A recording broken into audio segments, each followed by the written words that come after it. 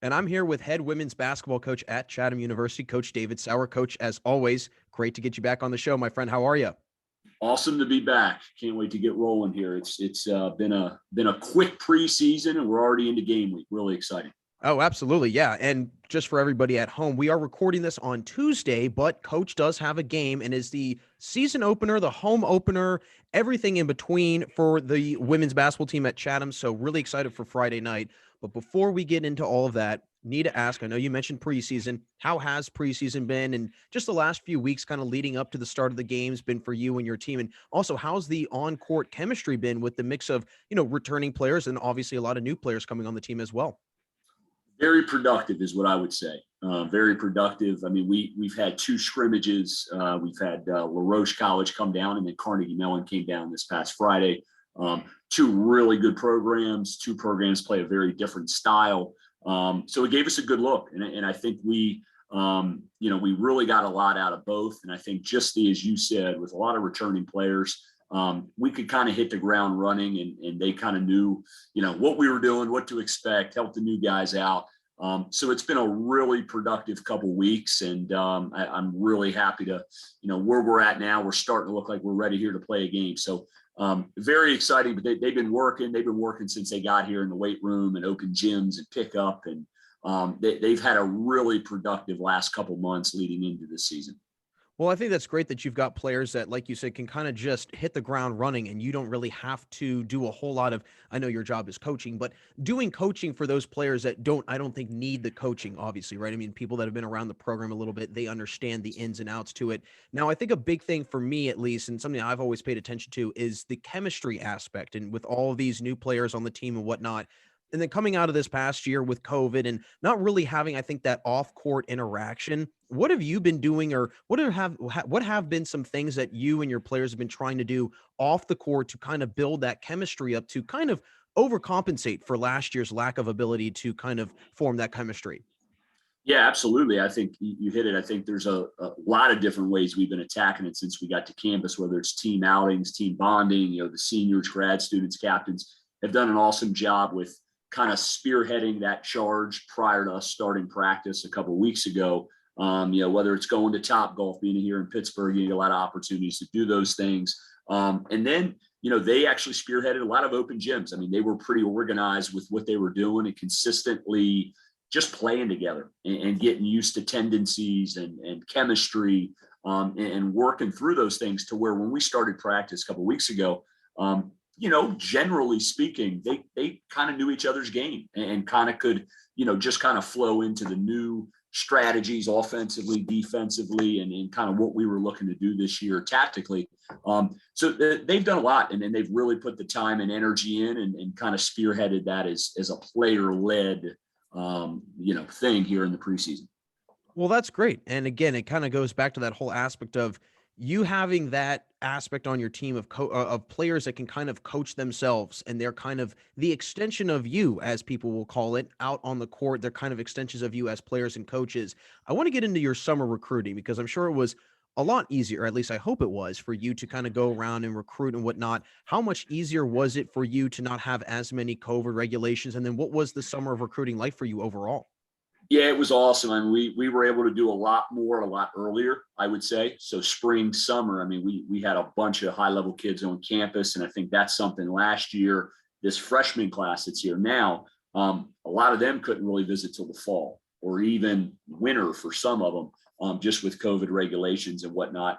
So it's been really productive. We've got one commitment so far of a post player locally. It's going to be a really, really talented kid. But it's really been good, being able to be back in the gym full time. And we were able to be in the gym quite a bit last year, but just the getting people on campus, getting to see people while they're on campus, and how early we were able to make those first contacts in person, I think was the biggest difference this year. Yeah, and I think being able to do that, it kind of allows that open flow of communication, builds that relationship, that trust, and it allows the player to kind of feel a little bit more welcomed into the program, if you will. And I'm sure it's got to be really nice that you don't have that uncertainty cloud that I like to call that was hovering around everyone's head last year. We don't know if it's going to rain. Is it going to rain? Do we bring our umbrella? Do we not bring our umbrella? That kind of Absolutely. constant uncertainty, I'm sure, was chaotic for everybody to deal with. Now, I want to get back onto this team because I'm sure you've noticed a lot of growth on this team from just the end of last year all the way to now. So where have you seen that most amount of growth, and where have you seen, I think, the biggest points of growth on this team from last year to now? Yeah, it's just confidence. I think getting a full summer either at home or here in Pittsburgh for some that stayed and worked, being in the gym all summer, weight room all summer, and then that moving into the fall when we got back to campus. I just think the confidence, as you would imagine, in a lot better shape a lot earlier in the year because they've been able to do a lot more, and we've got a phenomenal strength and conditioning coach.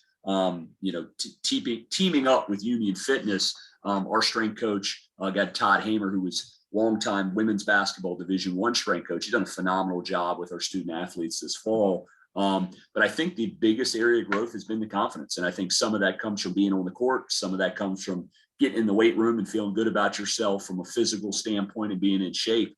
But that would be the biggest thing. And then I would say probably the big piece of growth is just another year together, another year of that chemistry. And you got some kids have been in the program for 4 years, 3 years.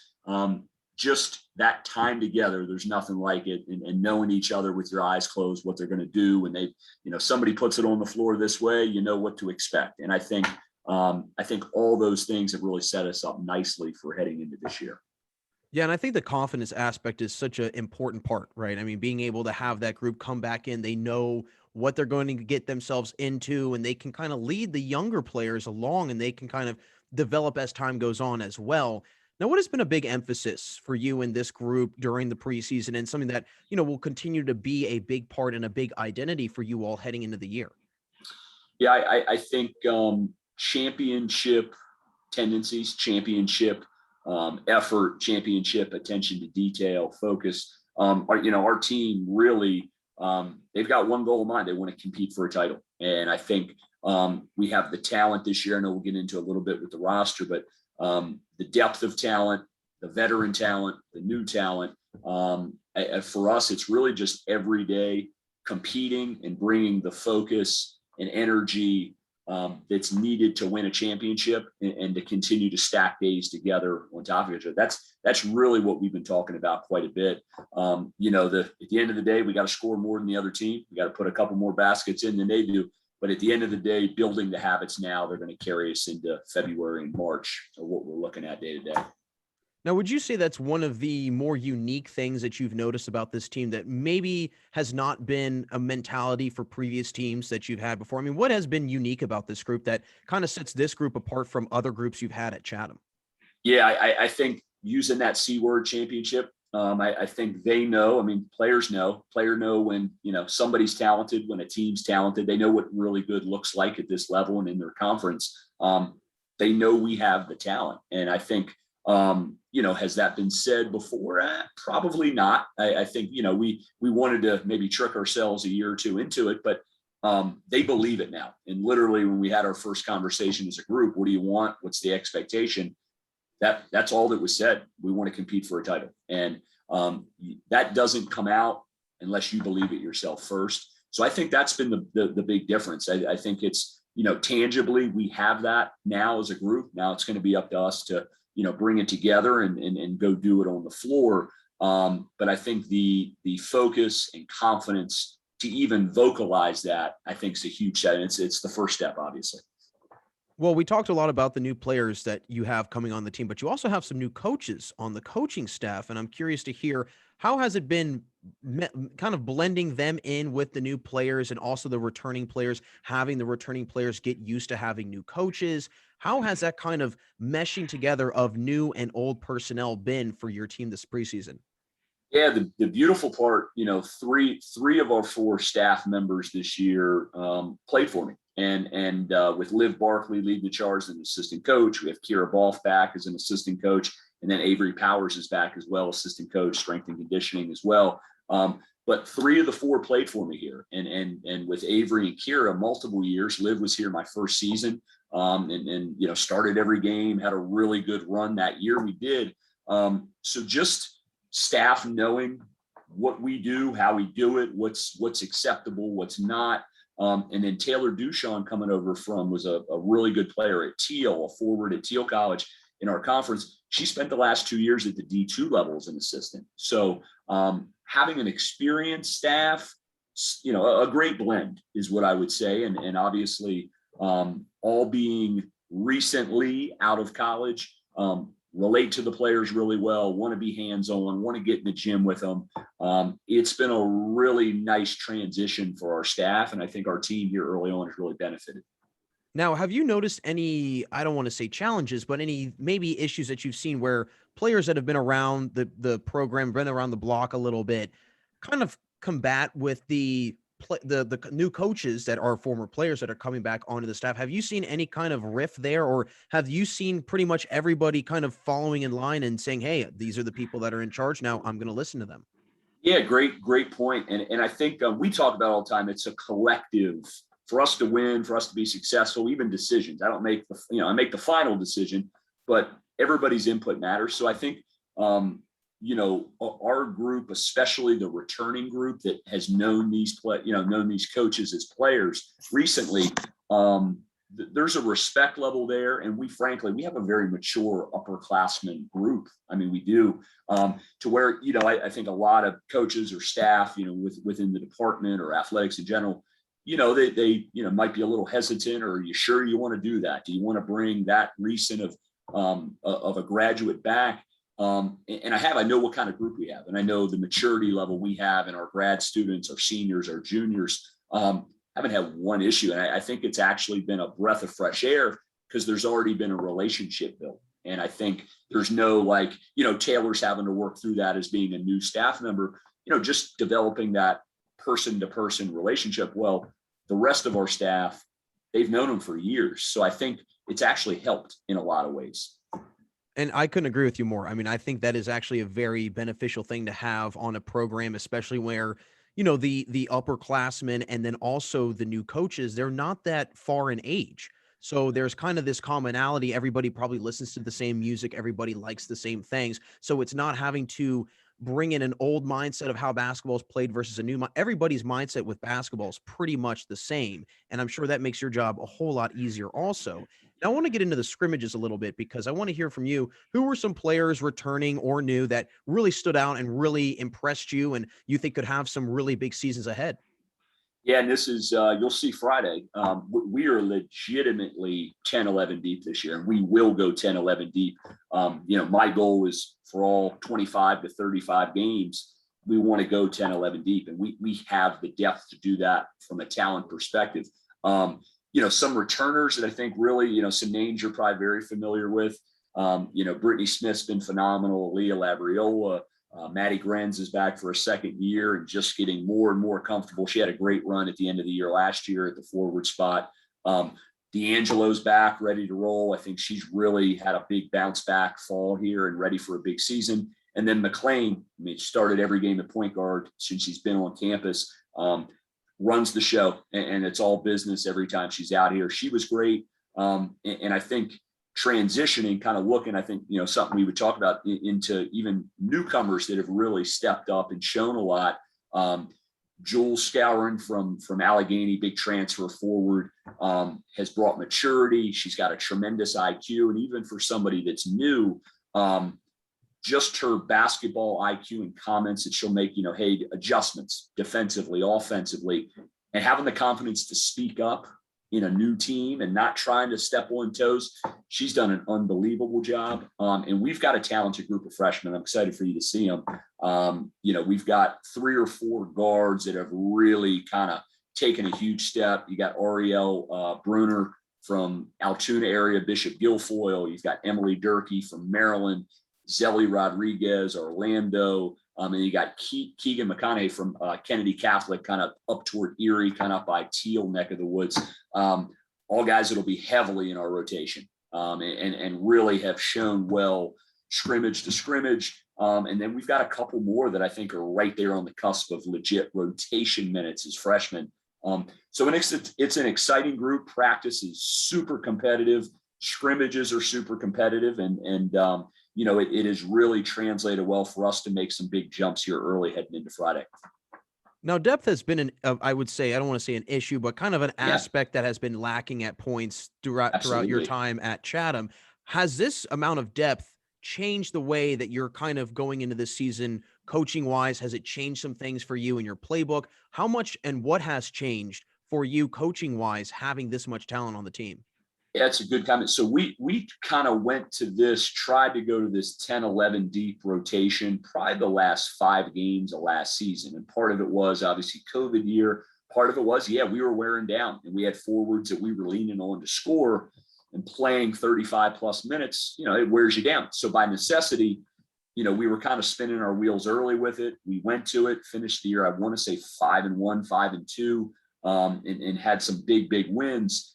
And for us, it kind of was a nice kind of light bulb went off and said, look, we have the ability to do that. We knew kind of what this class coming in, the talent that we had coming in with transfer and then freshmen and what we're having coming back. This might be something that sticks in our DNA, what we do. So that was a big thought for us. And I think it'll give us the ability, like you were talking about, to be able to have the energy and the ability to play at our best at the end of games. It's also going to allow us to develop some younger players and give them great opportunities to grow, to head into second half of the year, into next season.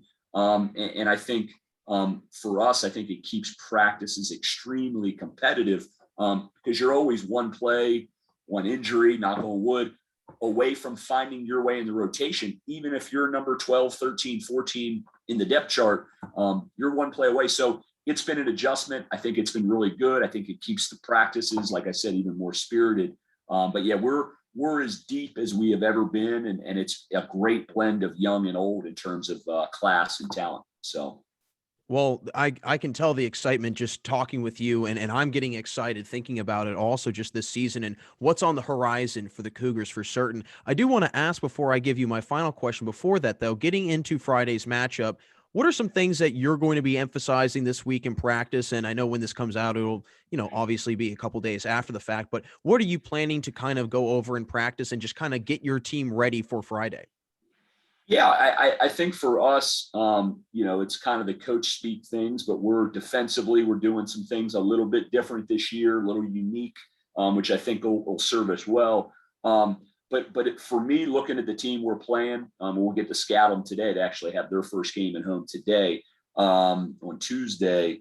We're really talking that if we rebound the basketball at a high level, which we should with playing multiple forwards, we've got veterans on the floor. And taking care of the ball and sharing the ball, I think we're going to be in good shape come Friday.